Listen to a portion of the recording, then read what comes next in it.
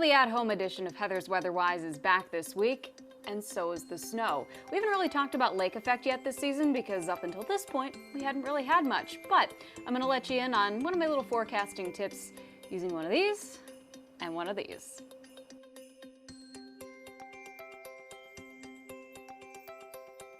Remember when you were sitting in high school math class thinking, when am I ever going to use this? Yeah, been there.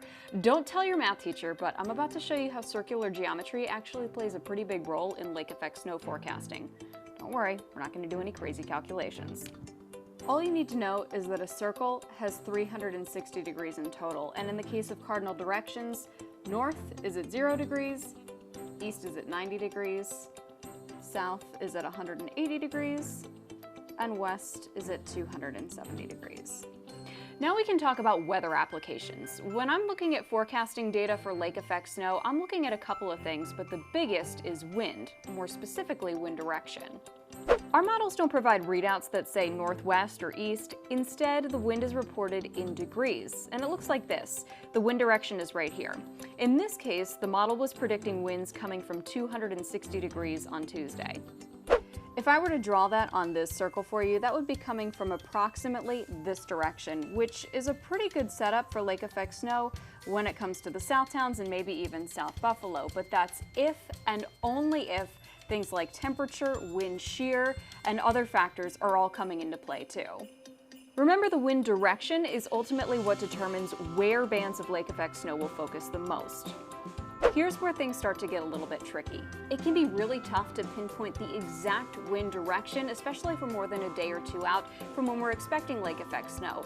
But pinpointing the direction is really what's most important here. Let's look at the model data again. What I showed you was predicting wind direction of 260 degrees. But what if that model was off by even 10 to 20 degrees? What if the wind direction was actually more like 250 degrees? Then the winds would be tilted something like this. That would shift bands by maybe 10 miles or so, enough to direct snow into Buffalo. Some would say, big whoop, maybe. But anyone that's experienced a true lake effect storm knows that 10 miles can be the difference between a dusting and a complete dumping. For some quick reference points, the southern tier tends to see the hardiest lake effect when winds are from 280 degrees to 340 degrees. The South Towns prefer 250 to 280. Up in the North Towns, look for a 220 degree to 250 degree wind. During the winter months, the prevailing winds are centered around 270 degrees, partially explaining why the South Towns and southern tier are so favored for lake effect. These lake effect producing winds all depend on an active jet stream pattern, and that's something that seems to be setting up here for the next couple of weeks.